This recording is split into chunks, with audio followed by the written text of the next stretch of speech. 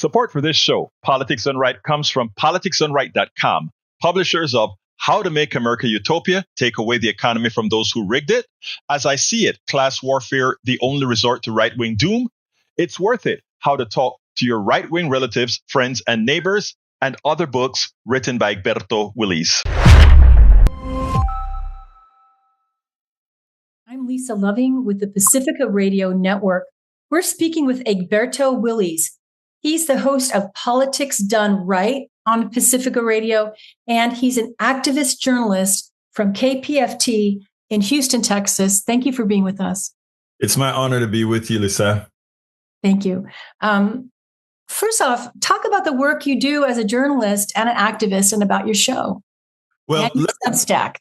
Yeah, let me just say that if you want to read a whole lot of the stuff that I do, you can go to egberto.substack.com. That's EGBERTO.substack.com or politicsdoneright.com/newsletter.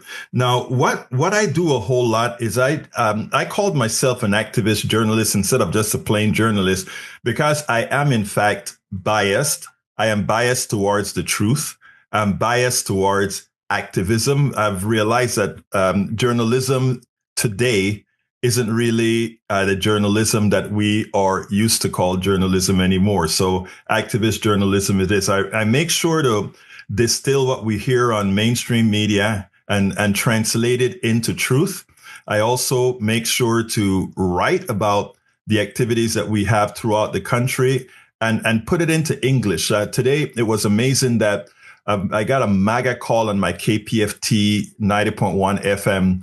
And when it was over, he realized that, my God, I think I actually have a lot in common with you. And the only reason is that he was used to hearing mainstream right-wing media.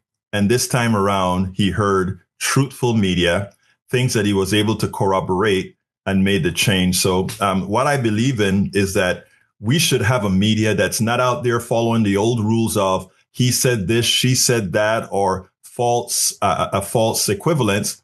But we have a media of knowledgeable people who can go out there and tell people the way things really are. Right. Egberto, for people who have never been there, what is Houston like and how does it relate or compare to the rest of the country? Houston is actually the country, and I hate to put it that way. And what I mean by that is if you are from California, or if you are from Appalachia, or if you are from Mississippi, if you are from the Midwest, if you come to Houston, you'll feel at home. And the reason why is there is a community here or a plethora of communities here for everybody. There's a cuisine here for everybody. And when you get here, it's not hard to find it. You turn on the radio stations and you go through the dials, you'll find everything. So it's not a state in which, California is a progressive state. And I love California, but it's a sure progressive state with nodules of conservatism and nodules of crazy. You go to Mississippi, it's the opposite. It's conservatism with nodules of progressivism. In Houston, which is different than even Austin, Texas, which is a very progressive city, Houston, where whatever you are, you can feel at home out here. All right. I want to get to the main point of our interview, which is hard. This is a difficult interview because what's happening is really painful. But what is happening with immigrations and customs enforcement in your region? I think my region is no different than any other region. Right now, we have a government that has no problem kidnapping people with skin a little bit browner than yours throughout the city.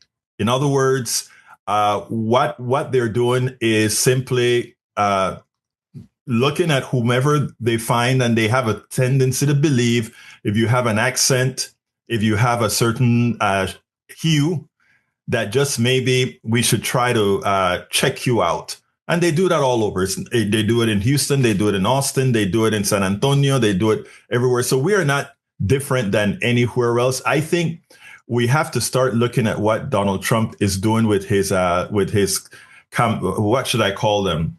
With his band of thugs, which is what I consider those people that are out there disappearing people in this country. The same thing is occurring everywhere. You saw it happen in Georgia. You saw it happen in Florida. You saw it happen in California. You see that happening everywhere. So I think as a country, we have to look at it from the same eyes. In other words, your question was, tell me about your region. My answer to you is my region is equivalent to all other regions when it comes to the what this guy is doing to our country. All right. What I'm curious about is that Texas is a border state. Yes. But it's interesting because I'm an Oregonian and we've got the Border Tactical Squad in Portland right now. And right. It's not a border state. And it goes to the point you're making.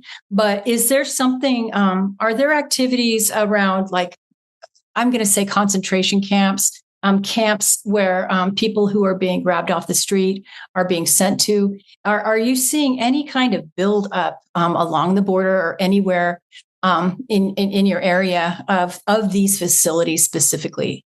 You know why we're not seeing a build up? Because we've always had it with the kind of governor that we have. So we have places that you don't know are detention centers because on the outside, they look pretty darn normal. And then on the inside, it's a detention center. I just realized that the last time that we had an issue out here, I don't quite remember, it's probably 4 or 5 months ago.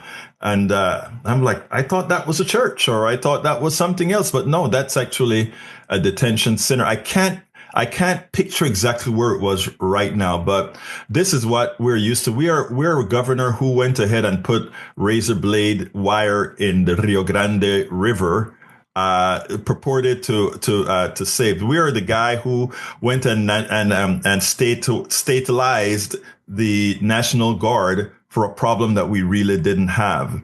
Again, there are two things that people need to realize. It's a mockery what they're doing with the immigration system, but it's really just nothing more than widgets to make money for the friends of Donald Trump. So while people are looking at it from an ethnic region, a race region or ethnic thing or whatever, that's not what it's all about at all. It's a money-making venture and a bribery machine so that people who need undocumented workers, they can turn the blind eye if they do the right thing. And others who are who don't pay the bill, they just may get a call. Again, we're into gangster government right now. This is a gangster government. So and the immigration thing is just a facade. It's a thing that will let MAGA give permission to do what they're doing on the streets right now. As long as you have that hate in there for these people, we can use your hate to make a whole lot of money on these people's bodies. I want to stay on this a minute as you're talking about the gangster government, a mafia government, and not necessarily, not talking about the Cosa Nostra or anything like that, right? But a different kind of money-making framework that is stuck on this. Who's making the money? Where is the money flowing? Where is the money, Egberto? The money is going to all of the friends of Donald Trump and his ilk. You have to ask the question, why will so many otherwise normal Republicans work with Donald Trump? Because everybody's hands getting greased. They're all getting greased. If you take a look, let's give a great example. Chicago is not all that far from Texas by bus. I mean, from Houston, maybe 10, 12 hours. I don't know how many hours drive. But what did our governor, Mr. Abbott, do to send some of those people to Chicago and send some of them to Massachusetts, etc.? He put them on chartered flights. Guess what? He could have simply called up United and say, hey, United, for every empty seat that you don't have, we have a few people to send you on those flights. Those would be $150 to $200 each to send these folks. But instead, he spent millions of dollars with friends of these private airline companies to send these people over there. So that's what we're talking about here. It's money. It is money. I am so fascinated remembering that because some people accused it's the governor of Texas and it's the governor of Florida. Yeah, it's both the governor. Those are the two craziest right-wing governors we've got. That is DeSantis and Abbott. when they were last year busy scattering people who had come over the U.S. southern border, I think specifically asking for refugee status. Right. I think what you're supposed to do, all those people are at risk of being dragged back to the border. Right. You're missing something here? Like, what happened there? Whose idea? Well, look, the reality is this. By international law, if somebody seeks asylum in one of these UN countries, they're supposed to be, they should go through the rules for asylum, taken care of, etc. In fact, that was one of the things that I discussed with one of our callers this morning, because they really thought that these people were just coming over here and getting free stuff. And it was, no, there are international laws, and it applies to people from the United States as well. And people have gone over from the United States and used asylum elsewhere as well. We don't hear about it, but it occurs. And those other countries treat them like they are human beings. And we used to treat them like they were human beings. Now, don't mix the problems. Yes, we have problems with people that are homeless that we as a society should take care of. But don't conflate what's the help that's given to people looking for asylum and our lack of humanity here at home for many of our homeless, for many of our underprivileged. Right. It strikes me about the money, like where the money is flowing and who's making the money. It's going to a privileged class of conservative business owners. It's probably going to some Democrats too. I don't know, but but again, there are Democrats that do play ball. You're absolutely correct. Just look at the neoliberal Democrats. Even my friend, I like her, but she's taken in by the capitalism as well, and that's Nancy Pelosi. Nancy goes out and says, hey, I am a capitalist, and we don't mind if Congress trade on stocks that they know have inside information about. I am sorry. As a left-wing, progressive, liberal, whatever you want to call him, I disagree with that.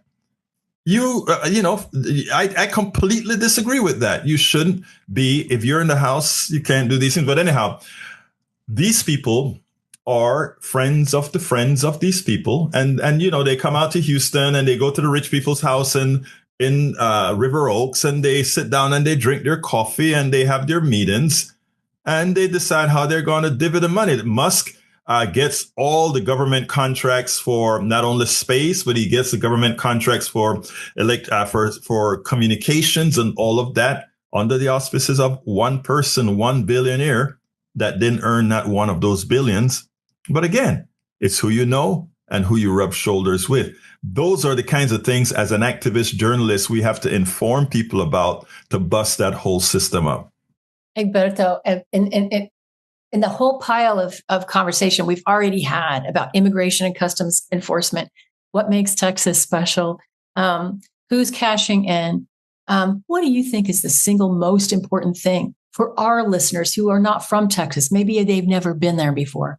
What's the most important thing for our listeners to know about this situation? Because I think that also we are being told in different media outlets that, these people are all criminals, which seems ridiculous. And we're just told all kinds of stuff. There's a lot of propaganda out there. But what's the most important thing for people to know? Okay, if we're talking about immigration, the most important thing that people should know is that we need the immigrants more than the immigrants need us. That's number one. They don't understand that our social security system is being held up by immigrants not getting paid for what they paid for. Our crops are can actually sell at a good price because these people are doing work that Americans refuse to do. Our financial system is being held up because, again, these people have a third economy that they're working with that supports a lot of other people that then gets it into the American economy. So we need immigrants more than they need us. We're a population that's not birthing at the rate that we need to sustain the population or to support the work that we need. So what we're going to find is that as we deport, but here's the thing, and I think a lot of people don't get this, Lisa. The reason you're not going to see things cave as much as they would otherwise cave if the rhetoric were true is that people that are willing to, or corporations that are willing to grease the hands, their immigrant workers will be left alone. If you realize the H-1B visa that Trump just said, $100,000 for that now. Okay, that's fine. Now the corporations can afford that, write that off. That's not really a cost to them. What it does is it kills the small companies who would otherwise use one or two H-1B visa people. But for the major corporations, they can find a way to leverage that $100,000 that it really didn't cost them $100,000. So that's on the immigration front. But on the front, specifically on the country where people are fearful, my answer to them is there's no reason to fear. There is absolutely no reason to fear.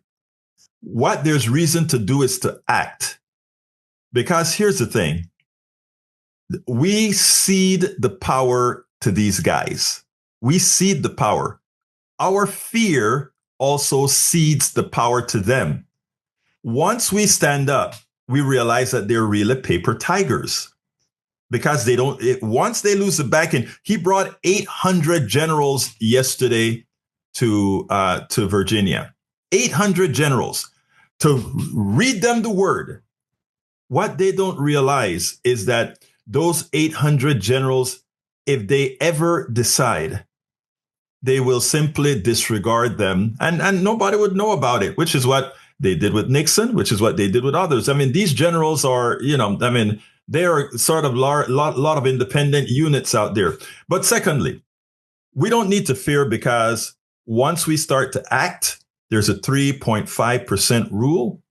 And that is if we activate 3.5% of the people in this country, whomever is against those 3.5 will ultimately cave.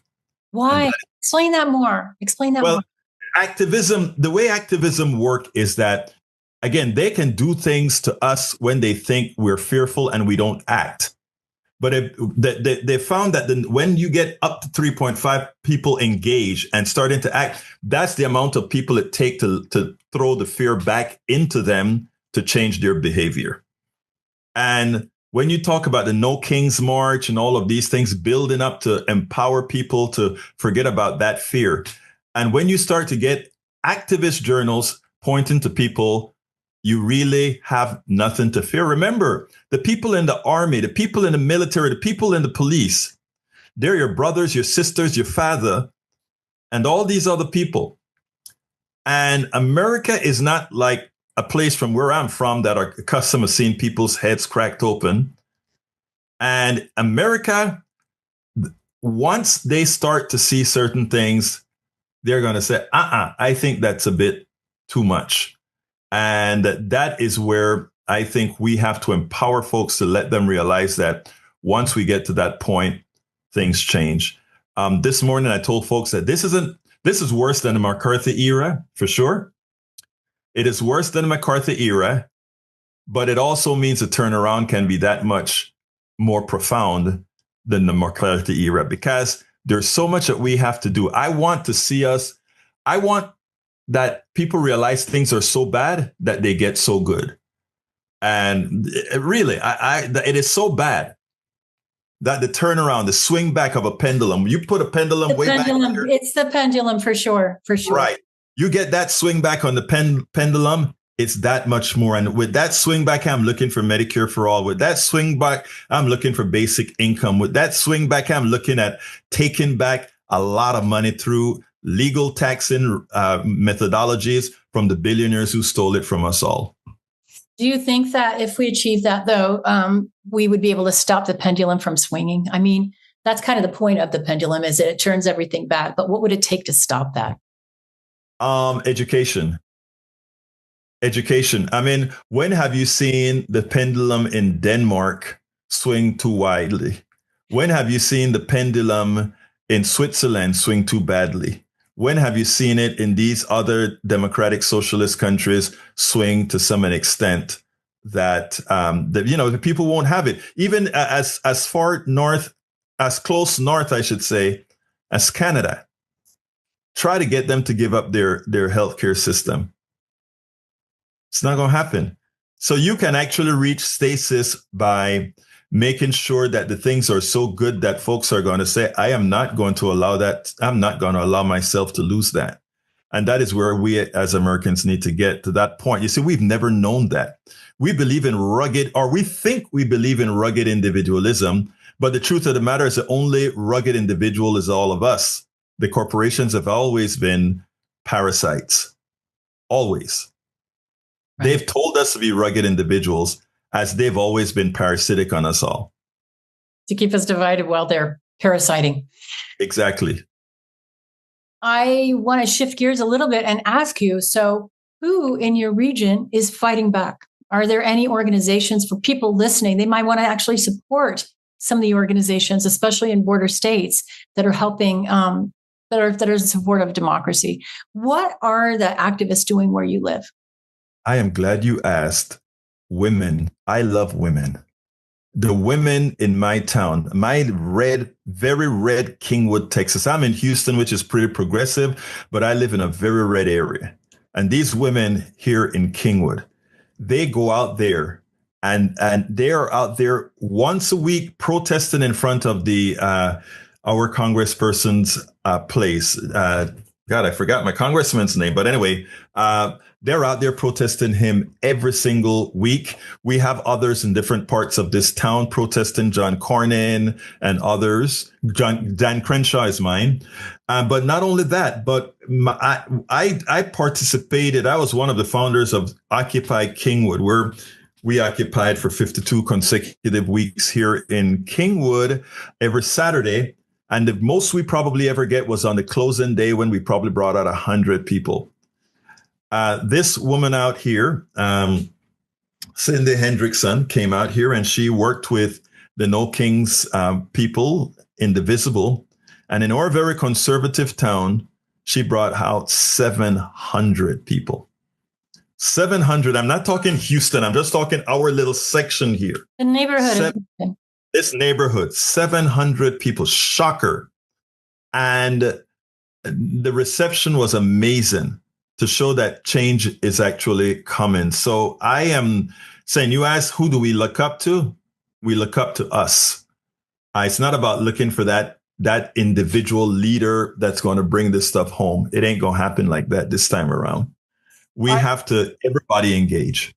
Are there any other organizations that you see in your region? Maybe organizations that are specific to that region? Just again, so that we can normalize listeners understanding who's doing what in our land. Yeah. Well, I mean, all these are independent organizations. They went under the banner of Indivisible, but these are independent women getting together. We have Swing Left out here as well. That's a national organization, but they're individual pieces that actually go out and do things. And these women, mostly women, and like I said, it's mostly women that are really the activists out here, and they are out there on the streets as well. Talking to people.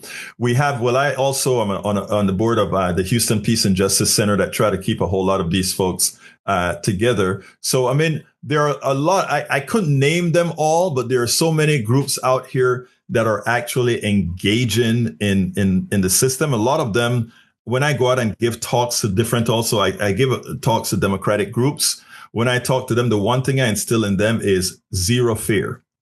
Zero fear. Fear not allowed. These women out here in Kingwood, a truck passed by, shouted at them, opened the door to show them that he was wearing a gun in a holster.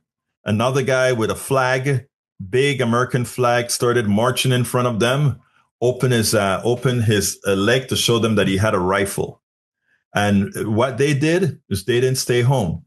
They came back out and they put on video cameras for everybody to see that they're taping everything now, and they're right back out there. And tomorrow at 10 a.m., they'll be out there. If you go to my Substack, egberto.substack.com, you'll see some of what they've done as far as, making sure that they're out there. All right.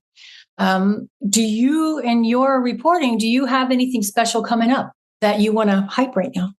No, I don't have anything special. Like I said, this is an ongoing thing. So I will be there on Thursday. I will be with the chairman on Sunday. We will be out there just doing things. And I hope that a lot of people see things that way. Just look up and see where somebody is doing something. Even if you're driving around and you see a couple of protesters, do what a few of those people did out here. Hey, I didn't know that was going on. Let me go park my car and join you. All right. Thank you for taking the time to talk today. Absolutely.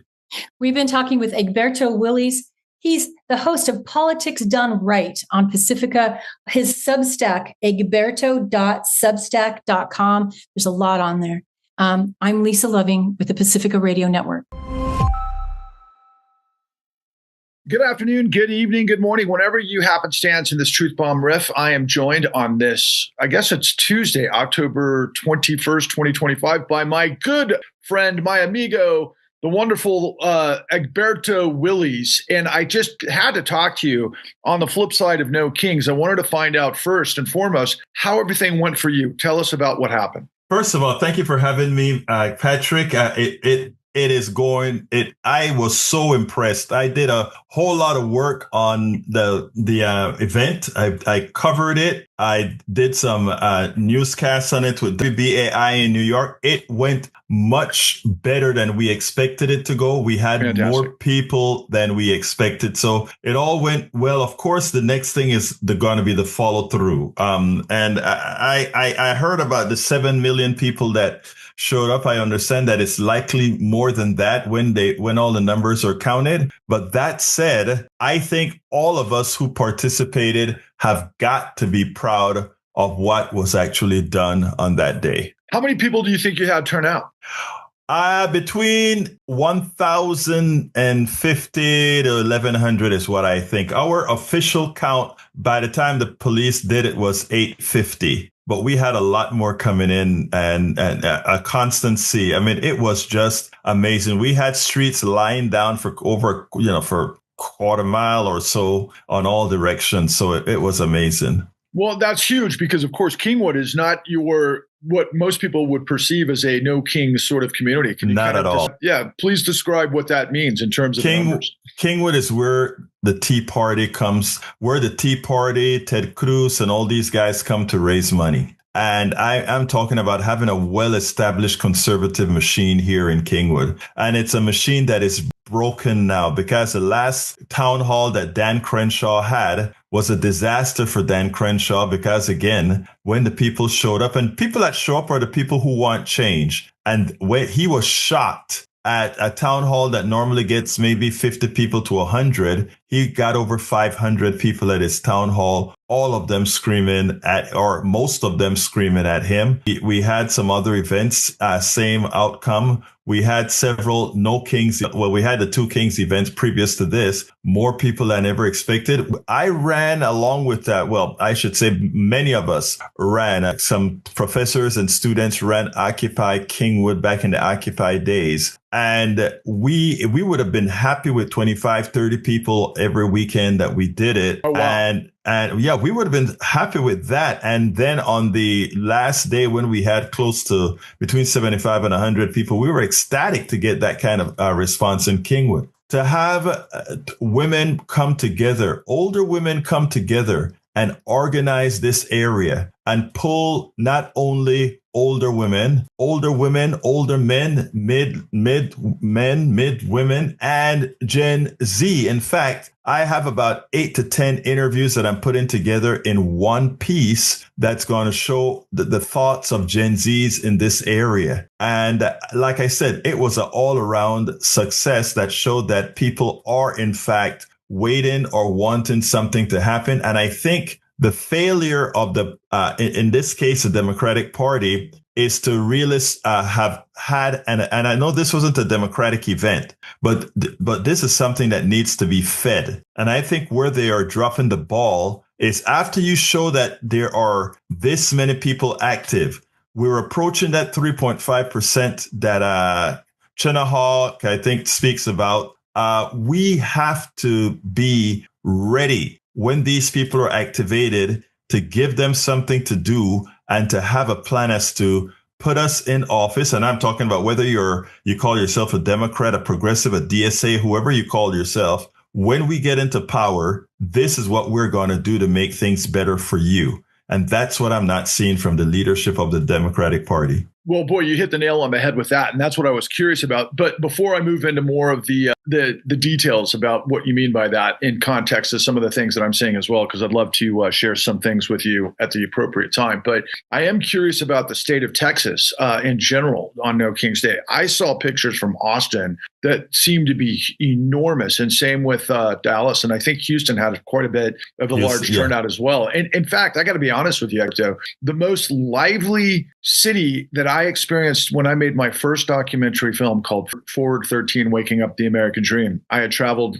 through about 27 Occupy encampments from the Northwest all the way through the country, all the way to the Northeast corridor up into DC and New York. But I can assure you, the most lively group of people was Houston, Texas. So I'm curious how you felt about what happened throughout the state of Texas on Saturday. Well, I wasn't at the big Houston event at City Hall, but it was big. I had a lot of friends who actually spoke like you did at your event in I think Utah. I was Salt Lake City, Utah. And in Houston, Texas, we had a lot of speakers, several of them that I knew personally, and it was a large event. But here's what diluted that event somewhat in Houston, because it was big. Don't get me wrong now. But Houston, as you know, being from here, is a huge area. And we had so many events with thousands of people. We had Kingwood. You know where Kingwood is. We had the Woodlands. You know where the Woodlands hit. We had Conroe, Pasadena,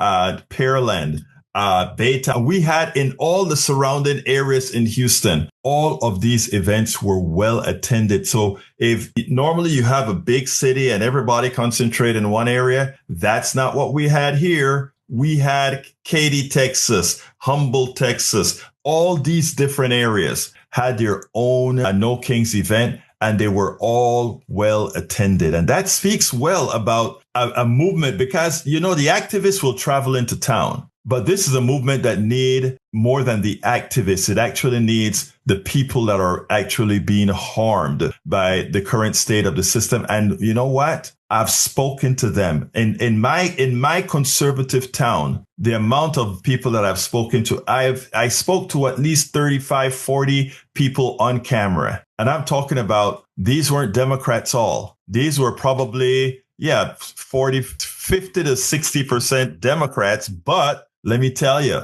the ones that were Republicans were the ones that either didn't want to speak, or the ones that said they were independents, or the proud ones that said, I can't be a Republican anymore. That was in a minority, but still the change is there. And you look at the newspapers that covered it, not the newspapers, they didn't cover it, but in Kingwood, but the online links in Kingwood that covered it, you can see the depression within the community when those that are conservatives had to lash back. But the lash back was very small compared to what it used to be in the past. Well, I regard you as one of the leaders of, what we might affectionately think of under the big tent of the umbrella of the Democratic Party. I think that you're somebody who galvanizes and speaks to the issues so brilliantly every chance that you get in so many ways. I don't know how you find enough hours in the day to do it, but I hope as this progresses that more and more people discover you at Politics Done Right and all the platforms from, of course, Substack, which I think is your sort of central platform, but then, of course, radio and everything else. And, Alberto Willies is really a force of nature. And we saw over the weekend as well, I was really eager actually to see a couple of things. I'm just going to ask you one question at a time to see, if we can discuss it and then move to the next one instead of try to, throw compound questions at you to try to respond to all of them at the same time. But the first thing that I saw after the, our rally, which was 20,000 plus, it was a huge event. Wow. It was incredibly inspiring. I had the opportunity to speak, as you mentioned. And I remember getting on my phone in the car, and one of the first things that I saw on my social media feeds was that stupid, let's call it AI video of Donald Trump. And it was trending yesterday, Kenny Loggins' Highway to the Danger Zone, which was, of course, the song on Top Gun. But because Kenny Loggins, the writer and performer of that song, had responded negatively. But Donald Trump was dressed up as a Top Gun pilot in an F-15, literally dropping, out of his plane, dung on the people of America. What was your reaction to that? First of all, to have a president who is going to retweet a picture with him in a pilot suit, a crown on, and dropping down from a plane. It tells you the lack of seriousness that this guy has for the office. I mean, and then the lack of seriousness that he has for the problem that the people are going through.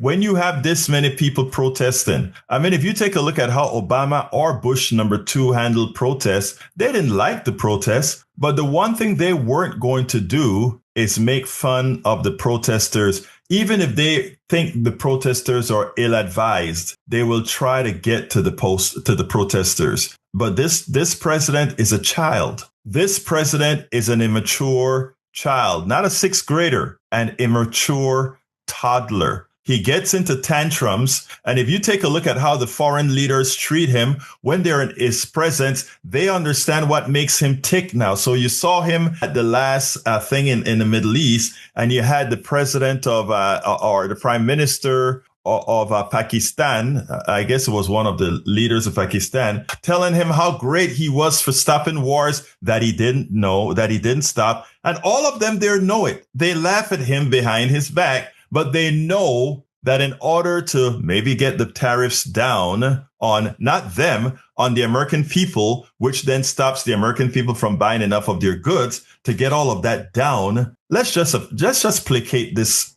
buffoon of a president that the United States have, and then things will be okay. We are willing to do that, is what the foreigners are saying. Right. Well, at the same time, though, and I addressed this on Saturday, but I address this all the time in this podcast, and of course, everywhere I can get. But, I call him the Mad Magazine Mad King. I mean, he is a complete satire. He's a complete joke. I take it much further. I don't like to say he's stupid, because that would not rise to the level of stupid. I mean, he's so beyond that. You know what I mean? It's like I said in my speech, he's not qualified to feed pigeons in the park, and no disrespect to people who feed pigeons in the park. He said 2 weeks ago that Venezuelan drug smugglers have murdered 300 million Americans. He said that communism has lasted for 1,000 years. And meanwhile, as insane as this all is, he has looted north of $5 billion in the first 9 months. Now, try to make that make sense from where you're coming from. How do you unpack that? It looks like China is doing a good job of unpacking that on TikTok, because as opposed to us preaching why democracy is better for people, we give China a chance to come on TikTok and Instagram and all these places and say, look at our communities. We don't have poverty. We don't have this. We don't have that. And when he talks about Venezuela and how we are blowing stuff out of the waters in Venezuela, China comes around and says, we are in every country and we didn't drop a bomb on any single one of them. And every single one of these countries want us there. I mean, you sit down and you listen to what China is promoting as propaganda right now. And unfortunately, their propaganda is true. Look, these guys are filling the gap that we as a democracy, we as a country that preaches free enterprise should want. Instead, what we have is China showing that their method works too. But not only does it work, but that in the current form, it's working much better for their people and the folks who back them than for our people. And this is a hard thing to say. It's a very hard thing to say. But I ask all of our American brothers and sisters to go ahead and talk to not people on TikTok or whatever, but talk. If you have friends who have traveled to places like China, places like South Africa, ask them, how does the middle class live there? And how is the middle class doing? I'm not asking you to look at the dirt poor that you have both here in the United States and in India and in China and in these other areas. But the middle class, ask about how they're doing, and you'll be amazed. America needs a revamp, and a revamp quickly. Well, and that's where I've been pressing very hard. And it really, when I had the opportunity to speak to the group in Salt Lake, it was amazing because I had postulated the question after identifying all the problems, right? Like I was mocking it and I was really dropping the bombs left. You were good, man. The thing about it is I'm trying to cut up some of your video but I got to get out some of the words that you use because I have a family friendly. Sorry about that. Yeah. No. You did it for the venue. I need to modulate it for another venue. But when I called you and I said, man, I like your speech. I meant that. And I can actually modulate that thing in Premiere. I love to see it. I can't wait to see what you come up with. And thank you so much for that. That means a great deal to me, especially because I know how busy you are. But what I was experiencing in real time was I remember, basically setting it up, which I loved from this perspective. I'm like, have you had enough? And of course, everybody erupts. And I'm like, have you had enough of all of this stuff from Stephen Miller? Have you had enough of this stuff from Mike Johnson? Have you had stuff from Pam Bondi on down the line? And then, of course, I talked about some of those ridiculous things that Trump has been saying outward that nobody calls him on in the White House press corps, which is insanity. And that was really kind of the theme of the whole thing. But when I got to the point where I turned to try to position, next steps, right? I turned, let's say the mic, so to speak, to the audience. And I said, okay, so what's the plan? Yell out your plan. And at first there was like silence. And then all of a sudden there was this eruption of people like yelling out different things, right? So everybody has an idea. And I thought that was great. And that set the tone for them to hopefully listen and share and all of those things. But to you, I asked the same question because I think, and this is the reason I wanted to talk to you today. And we only have about 17 minutes left. The nature of what's next, right? So I watched Bernie Sanders deliver a beautiful speech. But my criticism is that I've heard that speech a lot, right? I know that speech. I know it intuitively well. And I loved by the way, probably the speech that I heard that I was most inspired by was the immigration sort of perspective of not Hakeem. I'm sorry. The guy, Mehdi Hassan. Mehdi is good. Oh man, he's good. He was magnificent, I thought. I didn't hear that. Yeah. Okay, I'd really encourage you, or I'll share it to you. I'll find it and I'll share it with you. But on down the line, all of these people, and so what we got to for most of them was what's pretty predictable. And I think the Democratic Party writ large, and this was a bit of an issue for me internally because I've been engaged with the senior leadership of the Salt Lake crowd, Indivisible chapter, and they kicked me up to the Western Regional, which was a step away from Ezra and Leah. Beautiful people. I love them. They, as I've said publicly a myriad of times, they kind of remind me of me when I was younger from a technocratic standpoint, right? They work for campaigns. They're professionals. They know how to identify all of the elements that are going to play in things that they get paid for to be able to get somebody elected. Okay. So that's one thing. And I've seen them become a little bit disillusioned over the course of the summer as the lack of impetus by the Democratic Party writ large, right? There's a huge vacuum. We know that the polls, the Democrats are polling as low as Trump, as much or even maybe lower than Trump in some ways. And this is insane considering how bad things are.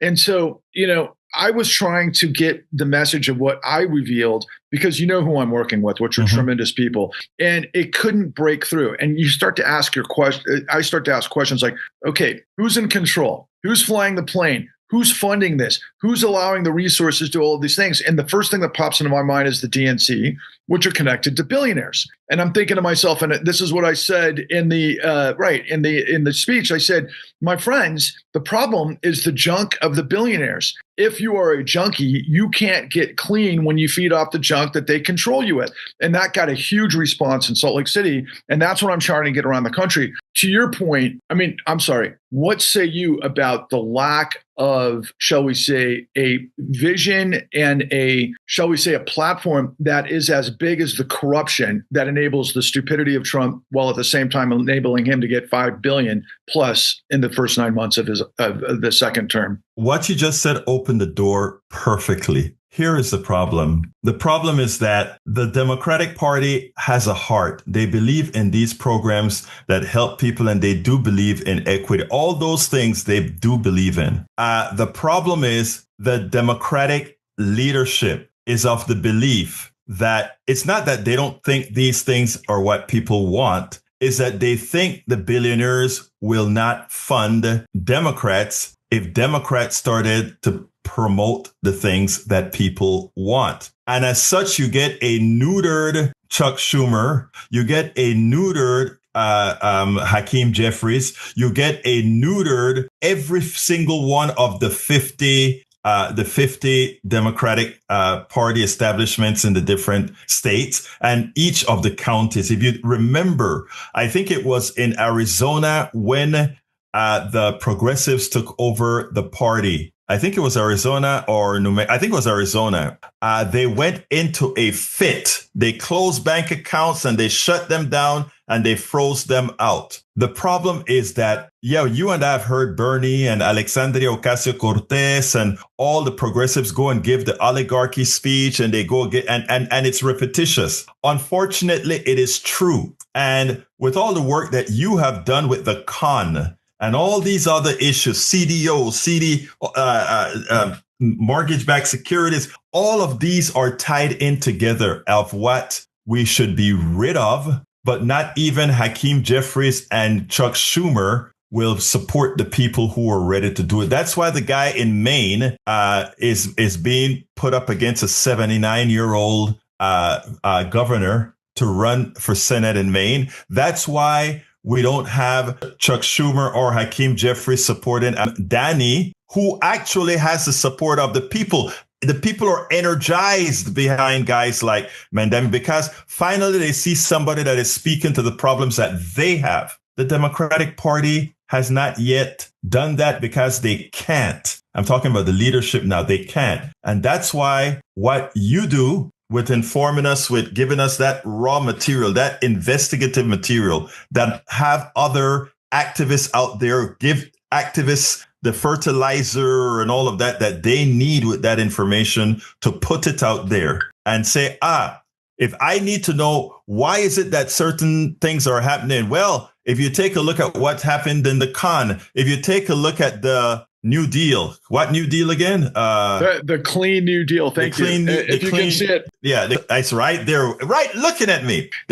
And understand the nuts and bolts. That's not pretty and not sexy, but's necessary. It is for guys like me and other activists out there to take the unsexy work and attach it to each of the problems that we have in a fashion that people can absorb and do something about it. But it's not going to be the Democratic Party. We are going to have to go beyond the Democratic Party. Well, I appreciate you saying that. And on that note, I'm going to just say, people, if you can see it, if I can get out of the way, the Clean New Deal, you can discover that at thecleannewdeal.org, especially if you get through the con.tv, which is the blueprint for how this works, like Egberto had just described. But Egberto, well, in fact, I'll just finish up with this. If you want to get, corruption is the central issue of everything. This attacks corruption in a way with the professionals, the greatest in our country that have done this for 3 decades that I brought to the fore, because the entire system from the Department of Justice to SCOTUS to the FBI, et cetera, are completely corrupt in a way that Egberto saw growing up, obviously, and which brought him here from Central America, right? I mean, that's probably a fair assessment to some degree, right? Because it gets, when you get the juntas and the military dictatorships and all those things. But I want to finish this with this real quick because we got 5 minutes and I want to get your reaction to this. So right now, we are in the midst of not just this global calamity, this sort of fissuring, which appears to me that it's the global billionaires in cahoots with Trump to destroy the United States, whatever's going to come next. And there's all sorts of insanity that seems to be emanating from this stupidity that we're in the midst of. But it's the bubbles, okay? We've got they call the Magnificent Seven that are hyper evaluated. You've got AI that's running through the roof, and all of this in service. In fact, I know that there are bank runs right now, particularly as it relates to the shadow sector, and they are blowing up all over the place. In fact, in my backyard, one of the biggest heavyweight banks that I thought was pretty much unsinkable, it has just had to write off like $600 million in bad loans in commercial real estate development. And that's just a sign of train wrecks to come. But I want people to understand, because I've, informed you, Egberto, but everybody needs to get hip to this as quickly as possible. It's a setup. It's a sabotage. It's a pump and dump scheme of enormous consequences, maybe the biggest in the history of the world. And what these people are banking on for those of you who've paid attention to Trump trying to take over the Federal Reserve and, Letitia James and, of course, Lisa Cook and so on and so forth. Listen, 13 years ago, what we discovered was after Wall Street, working on the same kind of fraud, blew up the world, they're the ones who got paid off tens of trillions of dollars illegally. If they've got complete control of the system and none of us know how the system works, they do this to set us up because they can squeeze profits like squeezing blood from a turnip sort of thing, or however that metaphor goes. And when it all, blows up because of their stupidity, because of their criminality, because of their corruption and the revolving door, they've got money baked on all of our collective value. You need to understand that, America. I give you the last word on this. I mean, look, tariffs have been used to play the markets. Just before the last tariff Donald Trump claimed to put on China, the new 100% tariff on China, a friend of his supposedly made billions by shorting and making a whole lot of money on that. The payment to Brazil of $40 billion. There are a lot of people that were banking Argentina. on Argentina. Yeah, exactly. Argentina. There are a lot of people banking on Argentina being successful with right-wing policies. As it started to cave, all those investors were going to lose their money. There comes the money to Argentina for the bailout, the beef that I don't know if you heard the beef story. I covered that this morning.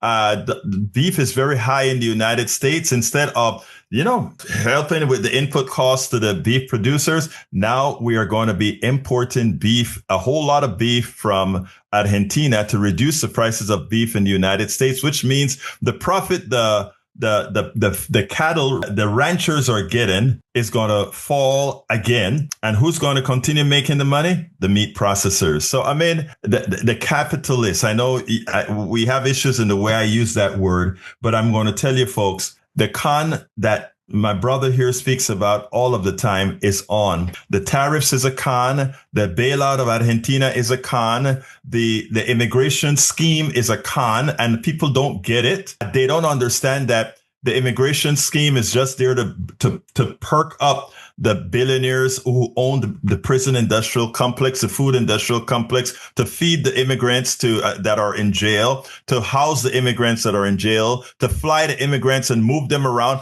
All these are businesses making money using immigrants as the cog. It's all a con to make money, and they use people's prejudices to actually do it. And what I was just saying, look, you're right about everything. My interpretation of it is it's monopoly, predatory capitalism built on criminality that we have laws to rein in.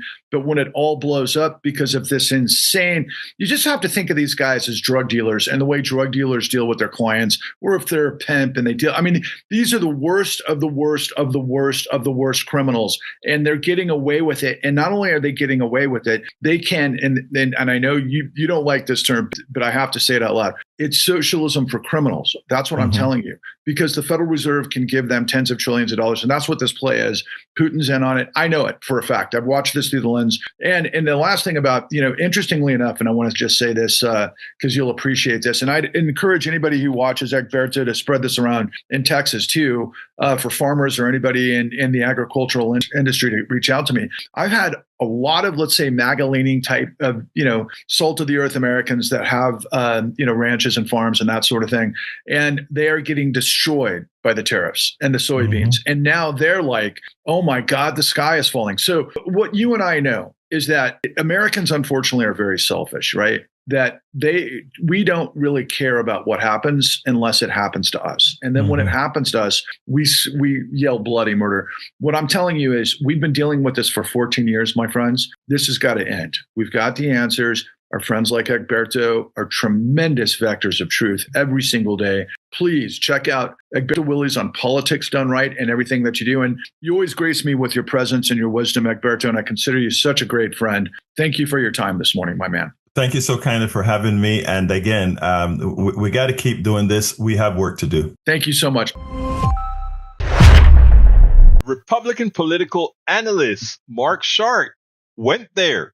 He pointed out something, the Republicans like to talk about freedom, democracy, free markets, and all this kind of stuff. But if you listen to what Mark Short had to say, you realize something important, that whenever Republicans leadership accuses the other side of something, it is something that they are actually doing, not the other side. Check this out, and then we'll take it on the other side. I think the bigger issue is going to be heading into the midterms next year and throughout continues to be the trade agenda. I mean, to your interview with Scott Bessent, in 2 weeks, the administration is going to stand in front of the Supreme Court making oral arguments to defend IEEPA, which says that in our national emergency, the president can assess tariffs. What exactly is the national emergency frontier running ads of Ronald Reagan? What is the defense to say that's a national emergency? And how upside down is our world today that a quasi-socialist economy in Canada is running ads as one of America's greatest presidents, extolling the virtues of free trade, and a Republican president is condemning the words of Ronald Reagan and has more central planners in their administration than any Democrat administration in the last 100 years? It's an upside down world that we're living in right now. And also, so what's the case here? Canada put an ad on to refute Donald Trump's tariffs. Ronald Reagan hated tariffs, and he also talked about how bad tariffs would destroy economies, etc. We saw what tariffs did in 29, 30, and all these other times, right? But it turns out that the ad that the Canadians used, Donald Trump didn't like, because they claim it misrepresented what Reagan said. It didn't, but they claimed it did. And he's now applying yet another 10% tariff on Canada for using that ad. But let's get real here. All the things that communist countries, notice I didn't say democratic socialist countries or pure socialist countries. Oh, there's no real pure socialist country out there. Notice what the things that Donald Trump complains about are the things generally implemented by communist countries. In other words, a controlled economy on just about every level. That is what Donald Trump is doing, right? He decides who's going to get a high tariff or a low tariff. He decides which farmers are going to get what or when. He decides if he doesn't like you, he'll give you a break. He decides which car company is going to get a break or not. He decides which electronic companies are going to get a break or not. He decides which companies that get taxpayer dollars, the United States government will actually be invested in that company or become shareholders of that company. This is the guy that wants a fully controlled economy, and controlled by whom? Controlled by him. And Mark Short called him out. He said it's an upside world, that it is Donald Trump who is going against all these tenets, not only of free markets, but the tenets of what capitalism proper talks about. Wow, it's amazing, isn't it? Support for this show, Politics Done Right, comes from politicsdoneright.com, publishers of How to Make America Utopia, Take Away the Economy from Those Who Rigged It,